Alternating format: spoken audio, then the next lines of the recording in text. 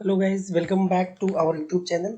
सो अभी मैं आप लोगों को ये जो quarterly and we can say quarterly calendar strategy जो रहता है अपना 3 महीने के बाद का बाई और उसके बाद का सेल, आई मीन पहले सेल करना है। तो वो कैलेंडर स्ट्रेटजी अभी जुलाई के महीने में एंड अभी रिसेंट में काफ़ी बड़ा मूवमेंट हुआ है, ऊपर नीचे हुआ है।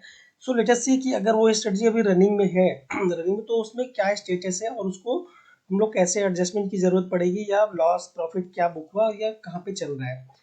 सो जो चैनल पे नए हैं उनके लिए मैं एक्सप्लेन कर देता हूँ कि मैं आप लोगों को ये monthly and quarterly calendar study का बैक टेस्ट करके पूरा 1 साल का ऑलमोस्ट दिखाया हुआ है।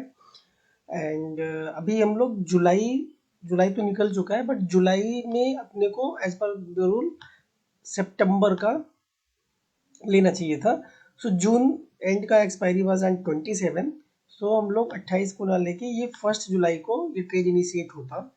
और उसमें क्या होगा कि जुलाई अगस्त सितंबर, तो आप लोग सितंबर का हमको सेल करना होता है और दिसंबर का जाके हमें बाई करना होता है। कुछ लोगों का कंसर्न था लिक्विडिटी के बारे में, तो हम आपको दिखाते हैं। जैसे अभी देखो, अगर स्पॉट अपना 24,000 पे है तो 500 वाले जो पॉइंट्स होंगे लाइक 24,500 एंड 23,500, ऑब्वियसली उसमें लिक्विडिटी का इशू हो सकता है। सो अगर ये 24,500 पे चल रहा होगा तो हम लोग 500 पॉइंट अवे का ले सकते हैं। बट अगर ये मार्केट 24,000 पे है तो हमें 1000 पॉइंट अवे का ही लेना पड़ेगा, सो दैट वो लिक्विडिटी का कोई इशू ना रहे। और वो इशू नहीं है या क्या है, एक बार हम लोग देख भी लेते हैं कि जैसा देखो सितंबर मंथ का 23,000 का, तो लिक्विडिटी का इशू है या नहीं, कैसे बिडास का प्राइस हम लोग डिफरेंस देख लेते हैं ऑप्शन चेन में।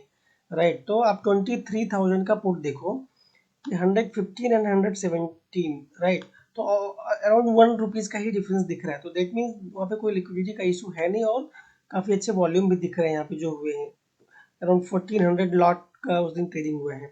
सिमिलरली हम 25,000 में आप देखोगे तो ऑलमोस्ट 1 रुपीज़ का ही डिफरेंस है बिड एंड आस्क में। And around 1000, I mean 50,000 lot का तो वहाँ पे ओआई दिख रहा है आपको, तो आई मीन वो काफ़ी लिक्विड है। अभी दिसंबर में देखते हैं। सो दिसंबर में 23,000, तो यहाँ भी देखो 1 रुपीज़ का ही डिफरेंस दिख रहा है अपने को बिडास्क में। और अराउंड 1000 लॉट या 800 लॉट का तो ओआई हुआ है, चेंज हुआ है। Change in OI is 8,800, it means की ट्रेडिंग वॉल्यूम तो इससे ज़्यादा ही होगा। सिमिलरली 25,000 में भी आप देखो 1100 लॉट का ओआई अपने को दिख रहा है, और जो ओवरऑल ओआई है वो 45,000 है।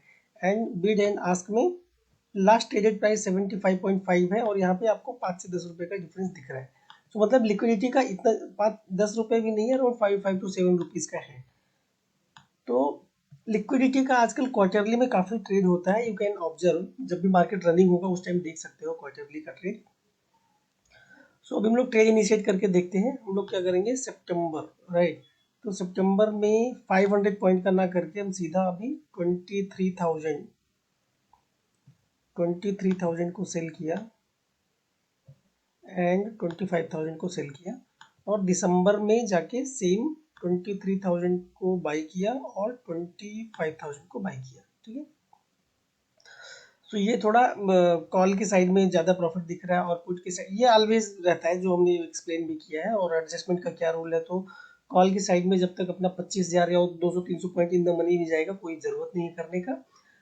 पुट की साइड में हमने 23,000 को सेल कर रखा है, तो जब भी 23,000 के आसपास, आई मीन 23,200-300 भी आ गया, अगर मार्केट वहाँ तक गिरता है तो अपने को ये ट्रेड को हम एडजस्ट कर सकते हैं। ओके गाइस, सो देखते हैं।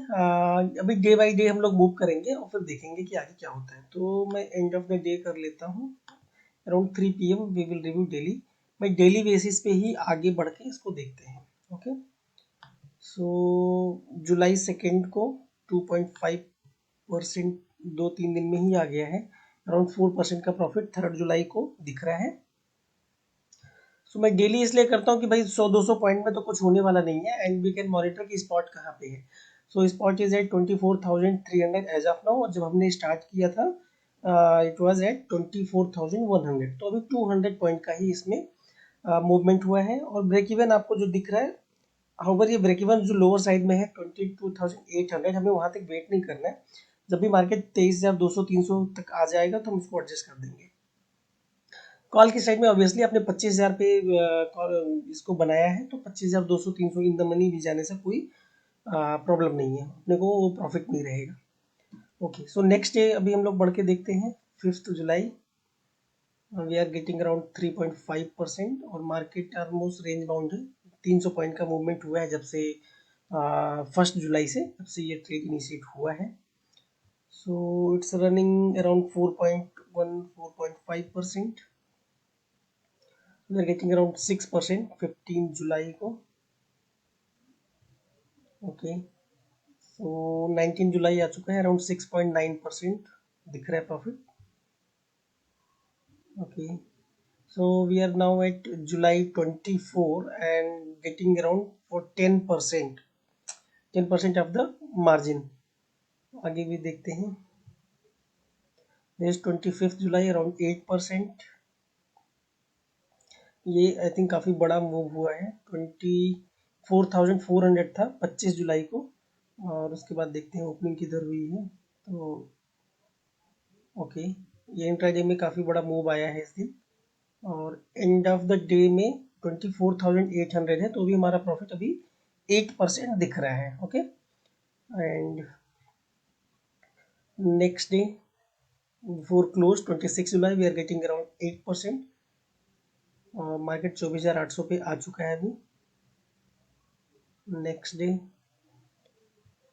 29-30 जुलाई नाउ क्लोज टू 9.4%, एक महीने में प्रॉफिट दिख रहा है। ये जुलाई में ट्रेड इनिशिएट हुआ था, और जुलाई के एंड में अराउंड 9.4% अपने को दिख रहा है इसमें। 8.8%। मार्केट अभी 25,000 पे आ चुका है, बट मैंने बोला ना कि कॉल की साइड में अपना रेंज काफ़ी बड़ा है, और आप देख सकते हो कि अगर यहाँ से 400-500 पॉइंट और भी ऊपर जाएगा तो हमें कोई लॉस नहीं होने वाला। सो कॉल की साइड हम होल्ड करके इसको रख सकते हैं अभी।